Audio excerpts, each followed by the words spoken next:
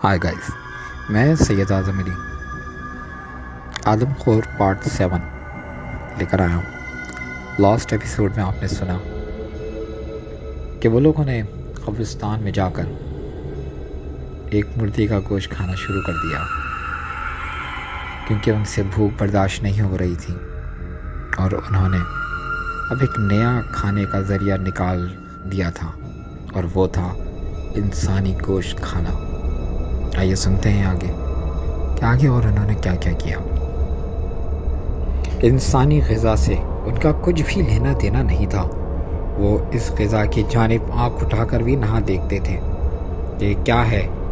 इनका ये कहना था कि कुत्ते और इंसानों का गोश्त बहुत ही लजीज होता है। इनको इतना मज़ा देता है कि वो हलाल जानवर की जानिब आँख उठाकर भी नहीं देखते थे। इंसानी और कुत्ते का गोश्त हासिल करने के लिए वो कुछ भी कर सकते थे। किस्मत ने उनका साथ दिया।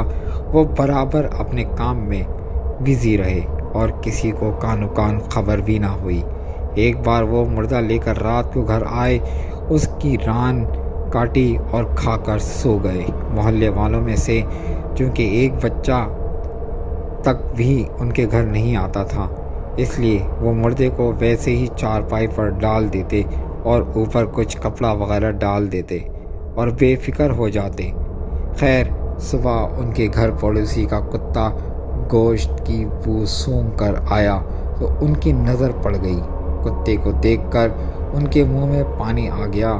मोटा ताज़ा कुत्ता उनके सामने था जिसमें गोश्त की काफ़ी मिक़दार थी।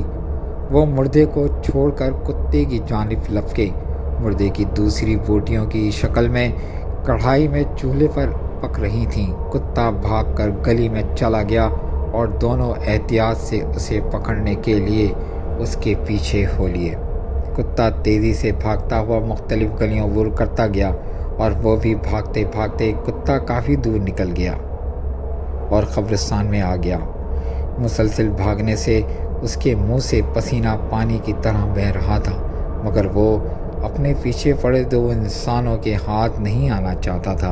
मगर भाग भाग कर उसकी हिम्मत जवाब दे गई और वो कब्रिस्तान में एक गलतकन से निढाल होकर गिर पड़ा और लंबे लंबे सांस लेता हुआ सांस दुरुस्त करने लगा। उसने अपने आप को उन इंसानों के रहम व करम पर छोड़ दिया और ये देखने लगा कि वो उसके साथ करते क्या है।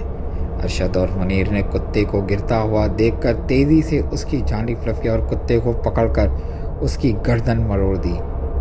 उन दोनों के बस भी सांस फूले हुए थे, मगर कुत्ते को देखकर उनकी सारी थकावट दूर हो गई थी। वो ख्वाब व ख्याल में उस कुत्ते के गोश्त को खाने का तसव्वुर करने लगे थे। कुत्ता बग़ैर कोई आवाज़ पैदा किए मर गया।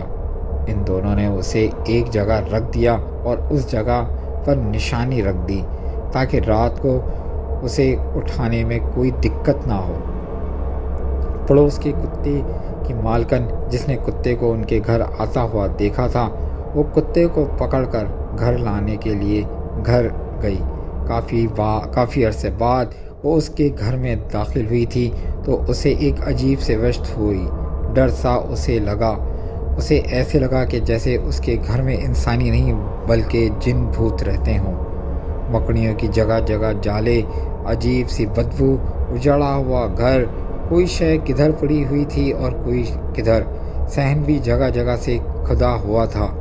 खुदे हुए सहन वाली जगह पर मक्खियाँ भिनभिना रही थीं जैसे कि इसके अंदर कोई मुर्दा जानवर हो, और बदबू भी वही से उठ रही थी। उसने नाक पर हाथ रख लिया। कोई है? 35 साला अशरत ने ये फ़िक्रा 3 मरतबा कहा, मगर उसे कोई जवाब ना मिला। वो अंदर कमरे में गई तो कढ़ाई में गोश्त पक रहा था और वहाँ भी तेज़ बदबू फैली हुई थी। उसका वहाँ मज़ीद रुकना महाल हो गया। वो तेज़ी से बाहर को मुड़ते वक्त अचानक उसकी नज़र बाएं तरफ पड़ी हुई चारपाई पर पड़ी जिस पर कोई वजूद लेटा हुआ था और उसके ऊपर सफ़ेद रंग की लहू भरी चादर लपटी हुई थी। ये देखकर वो खौफज़दा हो गई और तेज़ी से भागकर घर गई। گھر جا کر اس نے اپنے بھائی کو سارا واقعہ بتایا۔ نعمان تیزی سے اس گھر آیا اور اس نے کمرے میں پڑے وجود کو دیکھا تو اسے بھی خوف محسوس ہوا۔ اس نے عشرت کے ساتھ مل کر چادر ہٹائی اور جب اس کا چہرہ دیکھا تو ان کی سٹی گم ہو گئی۔ حیرتوں کا پہاڑ ان پر ٹوٹ پڑا۔ مارے حیرانگی سے وہ بت کے بت بنے کھڑے ہو گئے۔ سامنے والا وجود ان کے رشتہ دار ریحان کا تھا جو چند یوم قبل انتقال کر گیا تھا، اور وہ اسے منو مٹی تلے دفنا کر آئے تھے اور اس کا قتل بھی ہو چکا تھا، مگر یہ یہاں کیسے آیا؟ عشرت نے پوری چادر ہٹائی تو ایک بار پھر ان کے پر خوف کا غلبہ چھا گیا۔ دہشت سے ان کے جسم کانپنے لگے اور لہو منجمد ہو گیا۔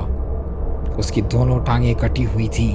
پاس ہی ایک بڑا سا ٹوکا پڑا ہوا تھا جو خون آلود تھا۔ اس کا مطلب تھا کہ مردہ ریحان کی دونوں ٹانگیں اسی تیز دھار والے ٹوکے سے کاٹی گئی ہیں، اور یقیناً کڑھائی میں پکنے والا گوشت بھی ریحان ہی کا تھا، اور باہر کھدے ہوئے صحن میں یقیناً اس کی ہڈیاں ہی ہوں گی۔ ساری کہانی ان کی سمجھ میں آ گئی۔ نعمان تو خیر خوف پر قابو رکھ گیا اور غصے کو بھی دبا لیا، مگر عشرت سے یہ سب برداشت نہ ہوا۔ اس کی گونجنے والی بھیانک چیخوں نے ان واحد میں محلے دار کو متوجہ کیا اور تمام لوگ تھوڑی دیر میں اکٹھے ہو گئے۔ عشرت نے ڈرتے ڈرتے سارا ماجرا کہا سنایا، جس سے گاؤں والوں میں غصے کی شدید لہر دوڑ گئی۔